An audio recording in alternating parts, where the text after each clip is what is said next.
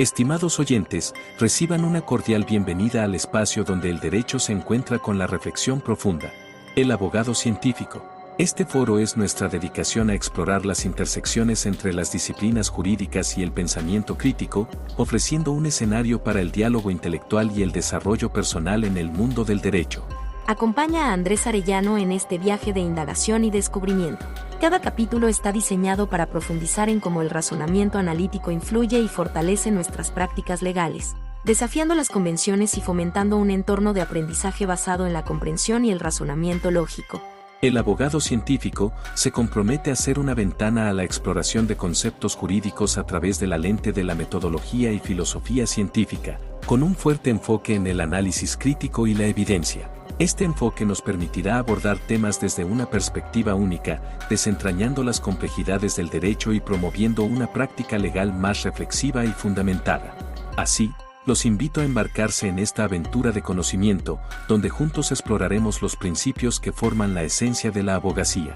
Prepárense para un viaje hacia la comprensión profunda y el enriquecimiento intelectual. Bienvenidos a El Abogado Científico.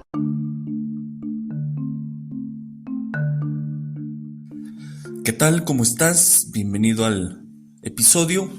Vamos a seguir con esto de semántica. Hablaremos de la representación conceptual. En el episodio anterior se dijo que la pertinencia relaciona hechos, constructos o constructos y hechos. Y que la tesis de la pertinencia es: el objeto A es pertinente al objeto B si y solo si A importa para B o B depende de A. Por ejemplo, la pertinencia constructo-hecho implica que el constructo es importante para identificar el hecho, ¿no? Así, ejemplo, el constructo tipo penal es importante para identificar la acción u omisión humana que será sujeta a una sanción penal y que constituye el delito. Por lo tanto, el tipo penal es referencialmente pertinente en relación con el delito, es decir, una acción u omisión humana que afecta a un bien jurídico, o sea, determinado objeto útil para la satisfacción de una o más necesidades biopsicosociales. Este objeto puede ser un interés, un estado de cosas, etcétera, ¿no? Con esto damos un pequeño repaso de la pertinencia y en específico el constructo hecho. El tema de hoy es la representación, como ya te adelanté. Sobre este tema, Unge realizó un ensayo llamado La representación conceptual de los hechos, en el año 1974 y que fue basado en el volumen 1 de su tratado de filosofía que estamos comentando. Según Bunge, desde el enfoque de una semántica realista, las teorías científicas representan a sus referentes. Son, pues, parciales sobre la cosa de que hablan porque constituyen representaciones conceptuales de fragmentos existentes o hipotéticos de la realidad.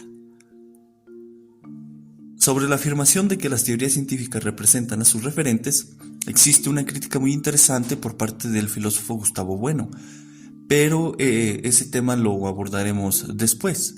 Y cabe nada más dejar la salvedad de que Gustavo Bueno también creó un sistema filosófico llamado el materialismo filosófico, y él tiene una teoría llamada teoría del cierre categorial, en donde trata de explicar temas científicos y demás temas. También son varios volúmenes los que tiene.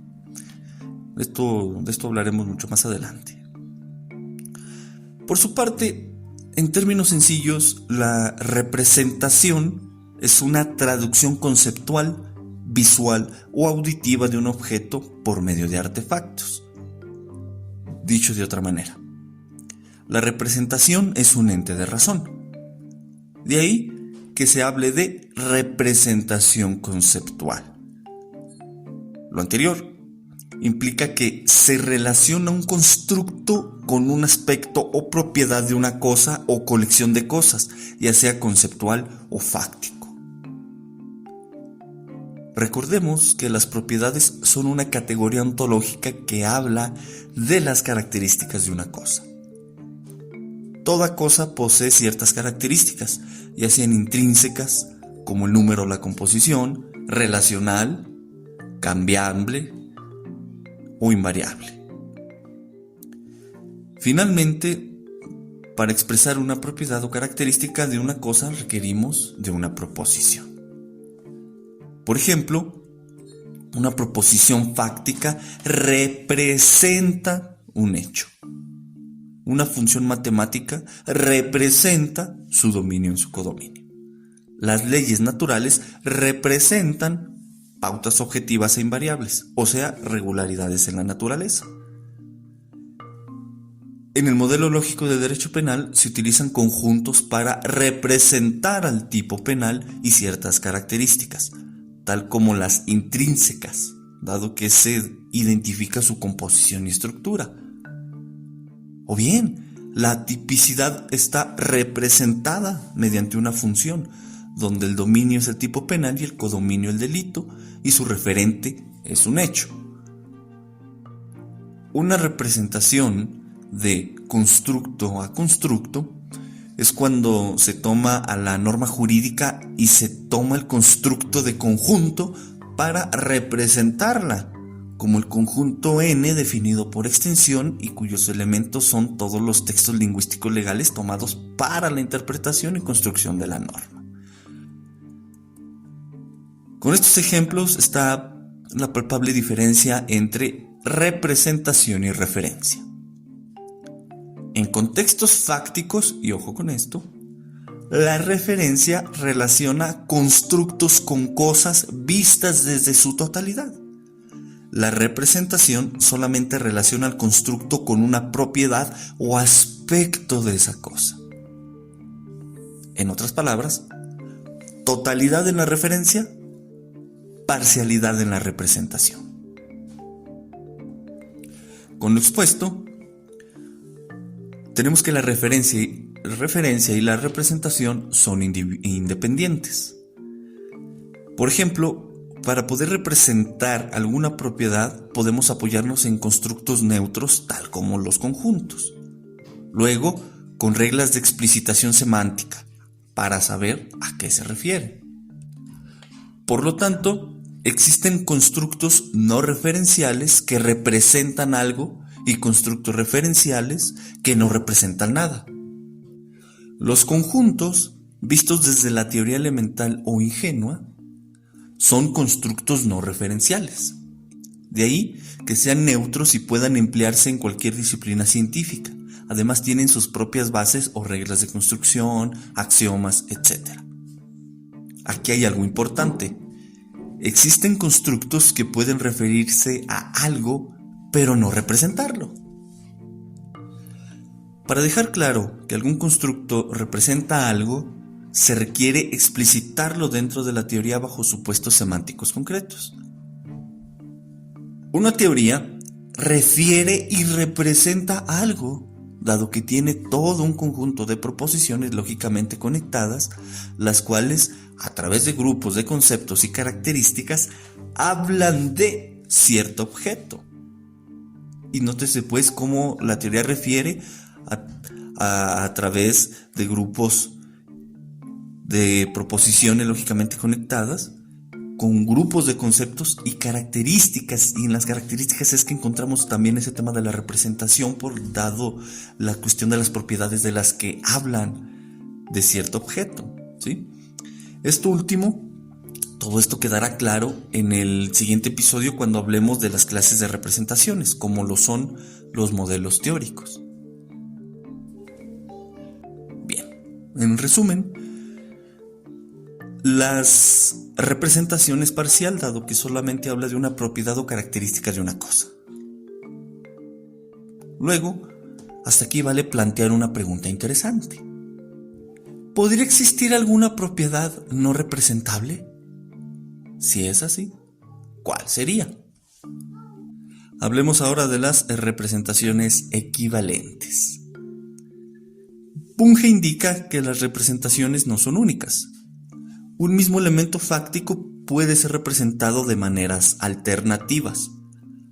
Algunas de estas alternativas son equivalentes entre sí, otras no. En otras palabras, es necesario recordar que la representación es una traducción conceptual, visual o auditiva de un objeto por medio de artefactos. De ahí que las representaciones equivalentes hablan del mismo referente fáctico o requieren del mismo ítem o un estado de cosas, un evento, un proceso, una propiedad de una cosa, etc. Las representaciones no equivalentes no hablan del mismo referente fáctico. Por su parte, si se tienen dos representaciones equivalentes, la elección entre una u otra es a gusto del sujeto. Es decir, el sujeto decide si usa una u otra, pero por claridad no va a utilizar las dos al mismo tiempo, salvo para hacer algunas comparaciones o contrastes. Algo importante para esto de la representación equivalente es cuidar o dejar a salvo el contenido. Es importante poner mucha atención al referente, dado que si el referente es diferente, pues tendríamos una representación pues posiblemente no equivalente, porque no hablan del mismo referente fáctico. Daré unos ejemplos para este tema de la equivalencia, de la representación equivalente.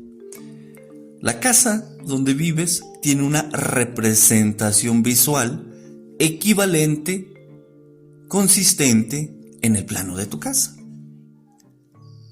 En iguales condiciones, el circuito eléctrico de tu casa tiene su representación visual consistente en el diagrama del circuito eléctrico. Lo expuesto sirve para ilustrar la afirmación de Bunge respecto a que es posible que diferentes teorías representen la misma propiedad de manera distinta. Por lo tanto, no es tarea de la semántica decidir cuál es la mejor representación de una propiedad determinada. Lo que la filosofía sí puede hacer es explicar y sistematizar los criterios utilizados para escoger entre las representaciones posibles de una propiedad dada. Algo interesante es que Bunge al respecto formula un criterio metodológico para que filosóficamente pueda explicarse y sistematizarse aquellos criterios usados para representar. Dice así: dada una propiedad de un sistema complejo, la mejor representación será la que aparezca en los enunciados legales más verdaderos y más numerosos acerca del sistema dado. Evidentemente tiene una limitación en cuanto a este criterio, en cuanto a la teoría de que se trate, pues si no tiene enunciados legales, pues bueno, ahí tendría ciertas limitaciones. No obstante, no se olvide que estamos hablando de las representaciones equivalentes. Bien, en resumen, hablamos de la representación y dimos unos ejemplos y diferenciamos de la referencia. Dijimos que la referencia relaciona un constructo con cosas vistas desde su totalidad. Es decir, la referencia es una cuestión de totalidad y la representación es una relación de un constructo con una propiedad o aspecto. Es una, pues, parcialidad, ¿sí? Y un ejemplo, pues, es que una proposición fáctica representa un hecho. No como tal todo un hecho, sino una propiedad o aspecto de ese hecho. Una circunstancia de tiempo, modo, lugar, ocasión, sujeto interviniente, por ejemplo. Y bueno, hablamos de constructos no referenciales y pusimos de ejemplo los conjuntos desde su teoría ingenua, que hay varias teorías, y dijimos que son constructos pues neutros, ¿no? Y por eso pueden utilizarse en todas las ciencias y todas las disciplinas de que se guste y mande. Dijimos que las teorías refieren y representan algo, dado que tienen todo un conjunto de proposiciones lógicamente conectadas, las cuales a través de grupos de conceptos y características hablan de cierto objeto. Y bueno, en cuanto a las representaciones equivalentes, dijimos que es necesario salvar el contenido, que esto viene a ser el referente, la cosa, el objeto de que se hable, ya sea conceptual o fáctico. Y Bunge hace la salvedad de que sea un mismo elemento fáctico, pero pues también estas ideas son aplicables a lo conceptual. Entonces hay que cuidado a las referencias, a los referentes. Y arrojamos una pregunta en relación a la representación. ¿Podría existir alguna propiedad no representable? Y si es así, ¿cuál sería? Reflexiona sobre esta pregunta para ver si es inteligible y puede darse una respuesta interesante. Bunge da la suya, pero pues lo que importa aquí también es echar a andar nuestra propia reflexión.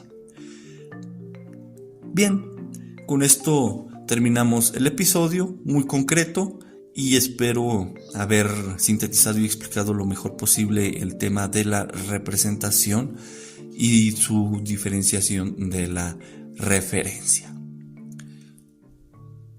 Te invito a que te suscribas a este podcast, lo califiques, compartas, ve al blog, dale una leída a las entradas, suscríbete y cuídate, toma agua, cuida tu salud mental y nos escuchamos en el siguiente episodio.